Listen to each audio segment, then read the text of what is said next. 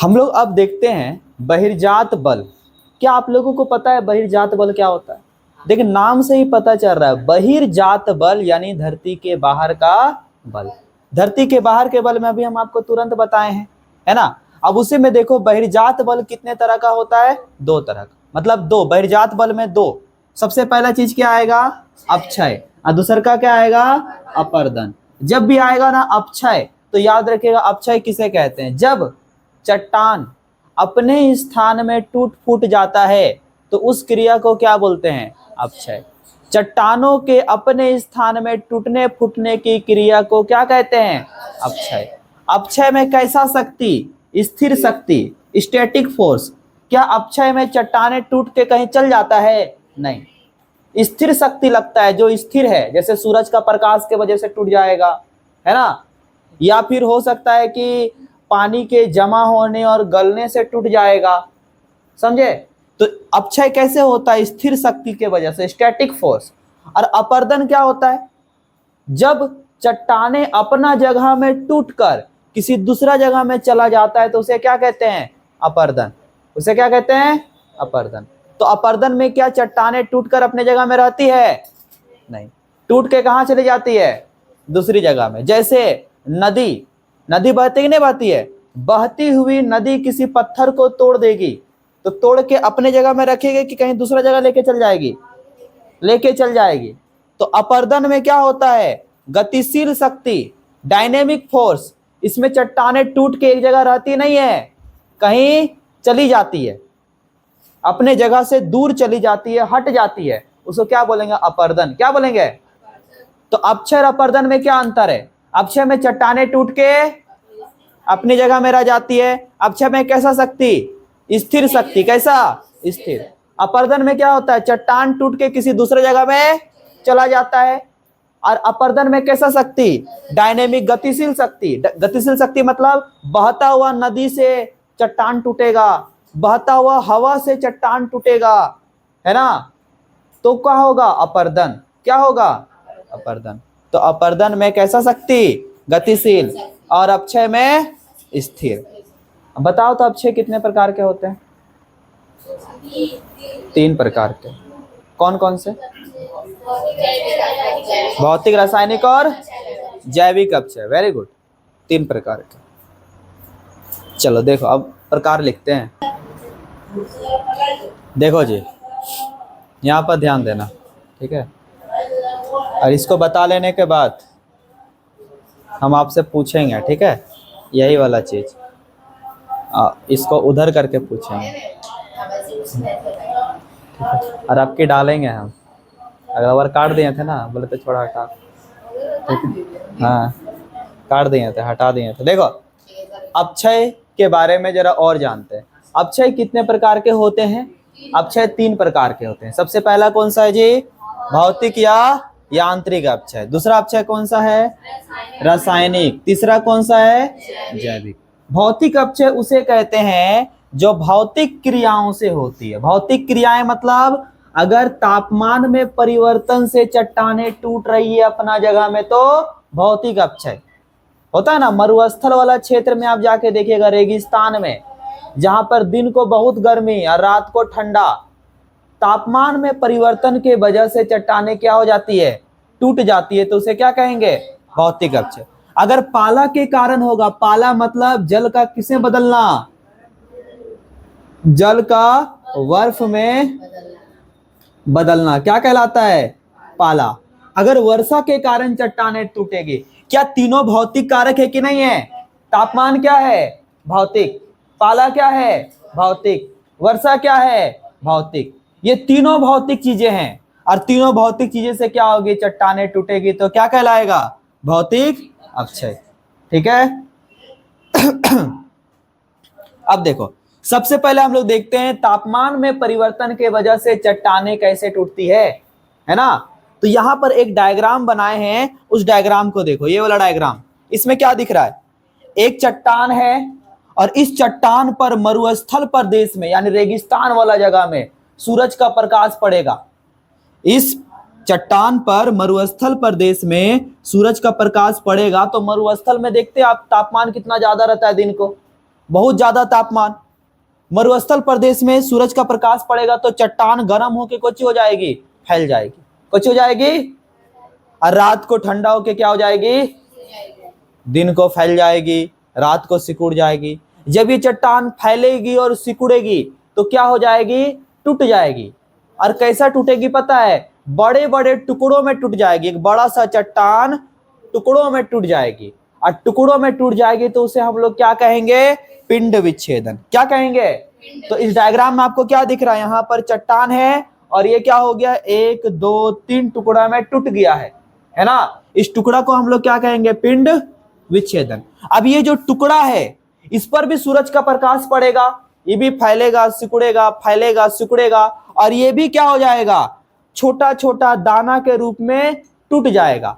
और अगर छोटा छोटा दाना के रूप में टूट जाएगा तो उसे हम लोग क्या कहेंगे, दानेदार विघटन। कौन सा विघटन, दानेदार विघटन। तो दानेदार विघटन किसे कहते हैं, जब चट्टाने छोटे छोटे दाने के रूप में टूट जाते हैं तो क्या कहते हैं, दानेदार विघटन। और अगर चट्टाने बड़े बड़े टुकड़ों में टूट गए तो क्या बोलेंगे, पिंड विच्छेदन। ये क्यों टूट रहा है, क्योंकि सूरज का प्रकाश पड़ता है तो चट्टान फैल जाता है, और नहीं पड़ता है तो सिकुड़ जाता है। इसके फैलने और सिकुड़ने से क्या पड़ जाता है, दरार, और टूट जाता है ना। कभी कभी आप देखिएगा कोई चट्टान होता है वो ऊपरे ऊपरे टूट जाता है। जैसे प्याज का छिलका कैसे देखते हैं, ऊपर का परत हटा देते हैं, फिर उसके नीचे का परत हटा देते हैं, छोटा सा बचता है, फिर हटा देते हैं और छोटा, फिर हटा देते हैं और छोटा। होता कि नहीं होता है। चट्टान जो होते हैं ना कोई कोई, वो ताप का ज्यादा सुचालक नहीं होता है। जैसे देखो यहां पर चट्टान है, इस पर सूरज का प्रकाश पड़ा, जिसके वजह से क्या हुआ, इस चट्टान के सबसे ऊपर वाले परत जो है ना गर्म हो गया। ध्यान से देखना, इस चट्टान में सूरज का प्रकाश पड़ा, इस चट्टान का सबसे ऊपर वाला परत क्या हो गया, गर्म।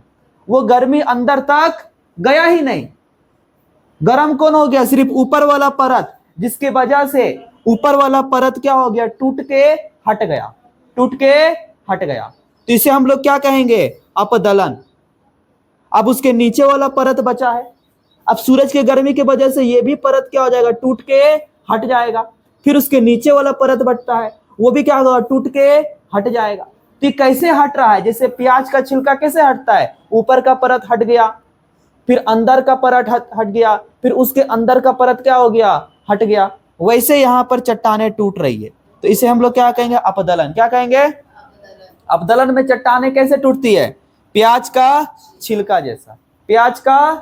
अब क्यों होता है अपदलन, क्योंकि सूरज के गर्मी के वजह से कभी चट्टान का ऊपर वाला परत ही क्या होता है, गर्म, वो गर्मी अंदर तक जाता, जो गर्म होगा वही फैलेगा, जो फैलेगा वही टूट के क्या हो जाएगा, अलग।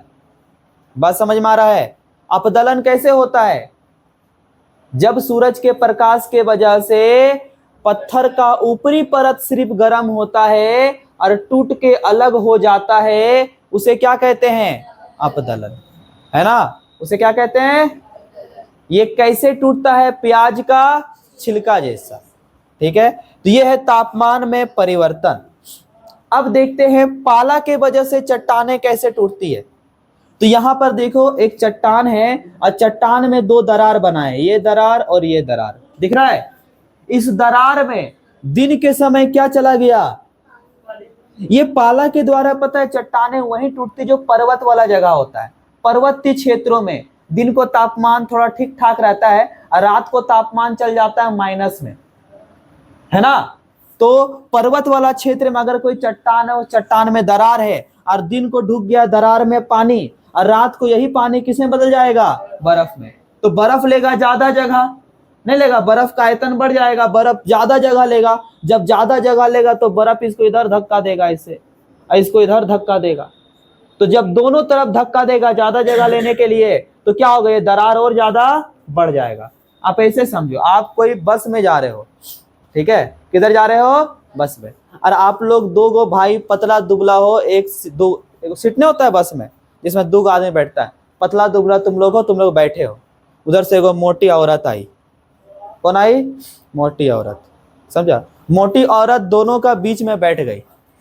अब मोटी औरत को तो ज्यादा जगह चाहिए, उसको जगह नहीं मिला, इधर वाला भाई को धक्का दे रहा, इधर वाला भाई एकदम खिड़की की तरफ ऐसे चता गया, समझे, उधर वाला भाई को धक्का दे रहा, उधर वाला भाई एगो कोना से ठेका के बैठा है और हल्का सा धक्का इसे चाड़ा, मोटी औरत बढ़िया से बैठी, वो पूरा खिड़की से बाहर और पूरा नीचे, होता है कि नहीं होता है। तो बीच से अगर दबाव पड़ेगा दोनों तरफ तो दोनों का चीज हो जाएगा बाहर, है कि नहीं। उसी तरह करके बीच में पानी था तो ठीक था, लेकिन जैसे बर्फ बना मोटी औरत बन गया, समझे। अभी इधर भी दबाव देगा और उधर भी दबाव देगा, जिसकी वजह से दरारें क्या हो जाएगी और ज्यादा फैल जाएगी, तो चट्टान क्या हो जाएगा, टूट जाएगा। तो बताओ पाला के द्वारा चट्टानें कहाँ टूटती है, पर्वतीय क्षेत्रों में। होता क्या है, चट्टानों के दरार में क्या चल जाता है, पानी, और वही पानी किस में बदल जाता है, बर्फ में। बर्फ का आयतन क्या होता है, ज्यादा, जिसकी वजह से दरारों में दोनों तरफ से क्या पड़ता है, दबाव, और दरारें और ज्यादा क्या हो जाती है, चौड़ा हो जाती है, फैल जाती है, और चट्टान क्या हो जाता है, टूट जाता है ना। अब देखो लास्ट वर्षा के द्वारा कैसे हमारा चट्टानें टूटती है। भाई बारिश के कारण कैसे टूटेगी। आप अगर गए मेला उला गए हो गए और कचकाड़ा का कोई सामान लेकर आए हो, कचकाड़ा कांच और प्लास्टिक का मिला हुआ टाइप का रहता है कचकाड़ा, वो अगर लाए हो गए और ऊपर से नीचे अगर वो कचकाड़ा का गिलास उलास कुछ गिरता है तो आप देखते वहां पर ऐसे चमक जाता है कहीं से, दरार जैसा, दरार टूटता नहीं है लेकिन चमक जाता है, होता है कि नहीं होता है। अगला बार अगर वो गिरेगा तो कहां से टूटेगा, वहीं से टूटेगा जहां से चमक गया है। तो जो चमक गया हम लोग बोलते हैं वो चटकने पड़ गया, क्या पड़ गया, चटक गया है, कुछ हो गया है, चटक गया। तो चटक गया मतलब क्रेक जैसा हो गया है। अगला बार गिरेगा तो जहां से चटक गया था वहीं से क्या हो जाएगा, टूट जाएगा, है ना। अब सोचो कि यहाँ पर चटकने कैसे पड़ेगा, वर्षा के द्वारा कैसे चट्टाने टूटेगी। अगर कहीं पर दिन को तापमान ज्यादा है तो चट्टान पूरा गर्म हो जाएगा, कुछ हो जाएगा, और उस गर्म चट्टान में अगर मान ले कि बारिश हो गया तो फिर क्या होगा, अचानक चट्टान गर्म से कौन सी हो जाएगा, ठंडा, गर्म से ठंडा हो जाएगा। तो फैलल था अभी, अचानक सिकुड़ जाएगा, तो उससे क्या पड़ जाएगा, इसमें चटकने क्या पड़ जाएगा, और चटकने पड़ जाएगा तो फिर चट्टान बाद में वहीं से क्या हो जाएगी, टूट जाएगी। तो चट्टानों में चटकने कब पड़ती है, जब चट्टान गर्म होके फैल जाता है और उस पर ठंडा पानी का बूंद आके गिरता है तो चट्टानें चटक जाती है, क्या हो जाती है, और जब चट्टानें चटक जाती है तो वो टूट जाती है, क्या हो जाती है, और जब टूट जाती है तो हम लोग क्या बोलेंगे, क्या हो गया, अपक्षय, क्या हो गया। तो भौतिक अपक्षय कितने तरह का, तीन, पहला तापमान के द्वारा, दूसरा पाला के द्वारा और तीसरा, बात क्लियर है।